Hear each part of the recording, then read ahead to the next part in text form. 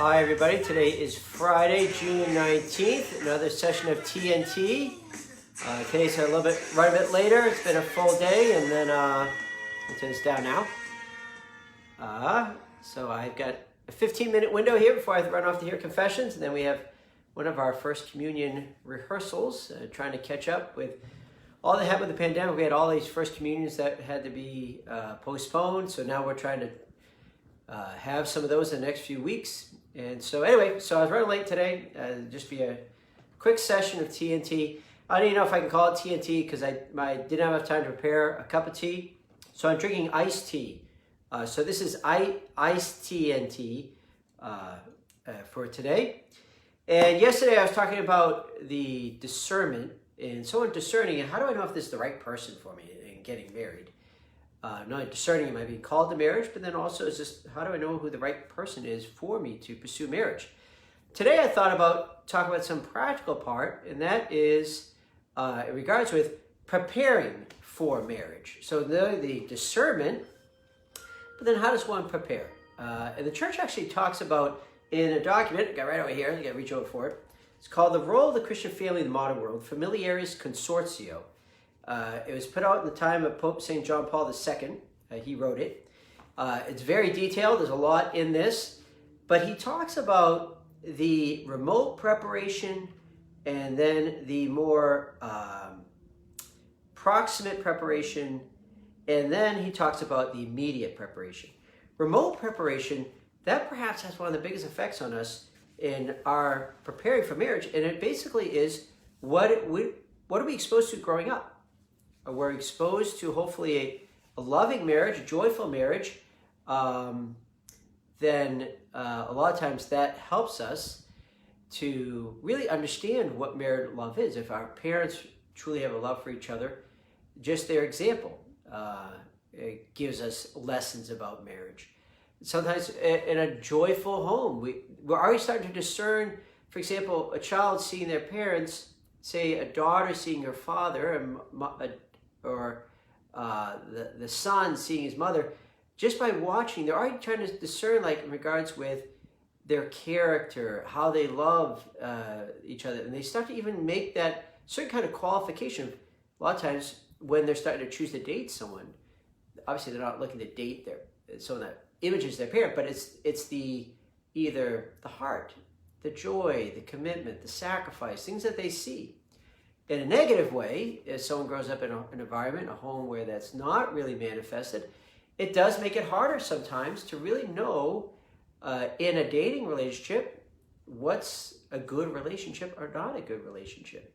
So it's called remote preparation. It's really what we grow up with, and it can have an incredible effect on us in the long term of really either just almost like naturally imitating the good, or we might unconsciously imitate the bad if we've had bad example. And that's also important for us to recognize. For example, when we're doing marriage prep with a couple, we use a tool. It's called the focus. It's like an inventory. It gives all these different statements, and the couples are giving their insights about each other. And part of it does ask about family life, their upbringing, things like that. And sometimes, unless we're really conscious about it with the negative things, we have to make a firm resolution. Okay, that's something I really need to be attentive to. Not that I'm going to automatically imitate my parents, but I can be influenced by the things I've seen.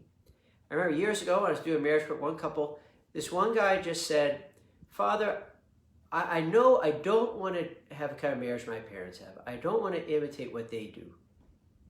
But what he didn't have much awareness of, well, what is it that I need to do then? If I don't want to imitate what they've done, what do I practically need to make sure I'm fostering, I'm attentive to? So remote preparation has a big impact on us. It doesn't mean if we have, for example, say bad example, it doesn't mean, well, now I'm sunk. It's just, I have to be attentive. I got to learn from it, and I especially need God's grace to help me to grow from it. And you can grow. You can grow in great ways. Just as someone's not attentive to that need for God's grace, maybe they grow up in a great home, loving parents, but if they don't realize I need God's grace still to really show me how to love my spouse, to love them more, love them better, well, then I am just going to carry out what I know by instinct in a way, by imitation.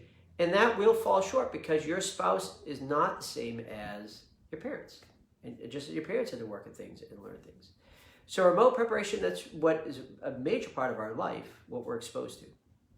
And then proximate preparation, that's what I was actually talking about yesterday. That's the dating period up to the engagement period. And that's the period when we're really starting to know a little bit more about ourselves, getting to know the person that you're dating, that you really start to see the strengths, and in time you see their weaknesses.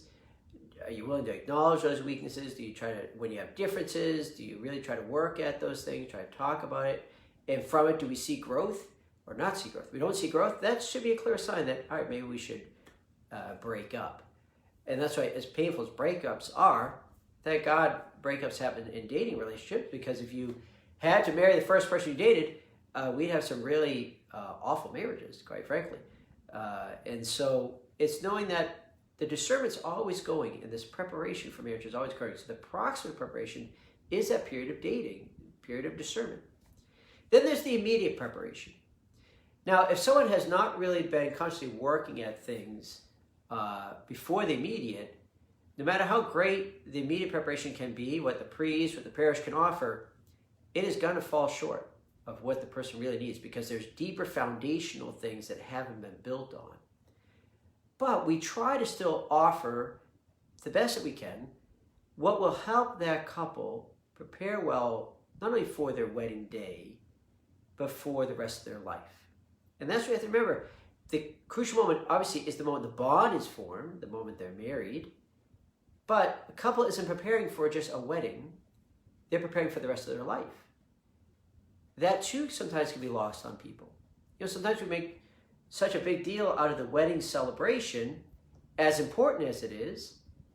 We make that such a big focus, we lose sight of what is the ultimate goal here. The goal of not only a happy marriage, but leading each other to eternal life. That's the ultimate goal. And that defines really a great, successful marriage.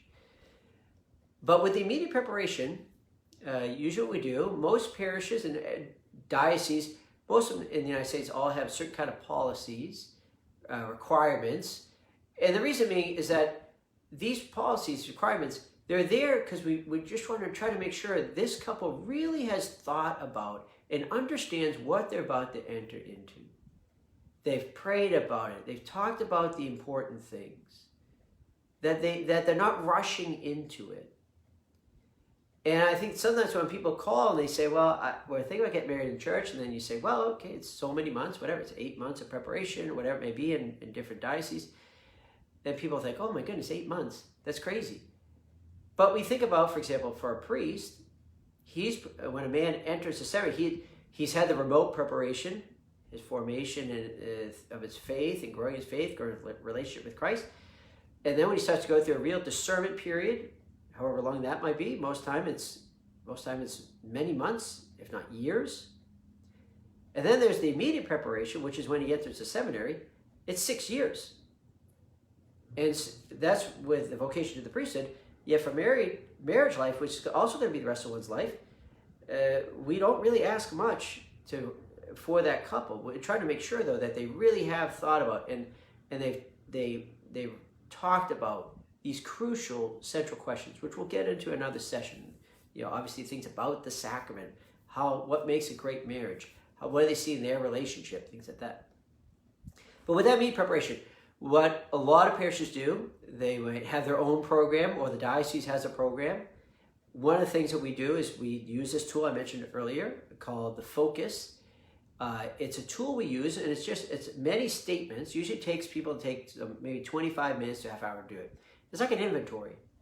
And it touches on many aspects of their future, their hopes, their thoughts, their plans, but also touches on what they perceive about each other and about themselves. And it's touching on all the different kind of aspects that happen in married life. We're not that we come up with every scenario, but it's the foundational things. And by doing that, the couples usually take it. When we have to take that test, we send it off to a person that works for the diocese. They put all their answers into a computer, and then compares all their answers, and in certain categories, each category has crucial questions of things, and then smaller things. But what's trying to glean from it is areas where the couples, they're on the same page, but also where there's differences. Are they aware of those differences? How do they work on those differences? That in talking about, I have found from almost every couple I've ever worked with, they have always found it was a big help for them because there were things that they just presumed was there, or that they knew from some experiences, but they never really talked about it. And so it helps bring it to light. So that's one thing. Then the other thing is a lot of parishes or dioceses will have a marriage prep, either weekend. They might have it's called pre-Cana weekend. Others might have a whole day session where other married couples give presentation on different aspects of married life.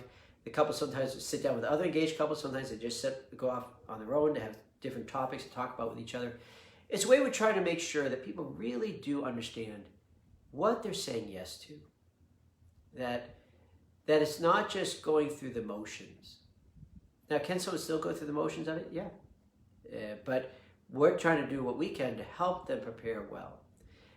And that's something we're always going to have to keep looking at, as time goes on, as new challenges arise, are we trying to make sure that we're looking at all those challenges, whether it's the challenges of communication, whether it's the challenges of sexuality, whether it's the challenges of faith, the challenges of finances, challenges of extended family, how they handle that, challenges of hopes and dreams, careers, the challenge of how they deal when they have differences, when there's problems.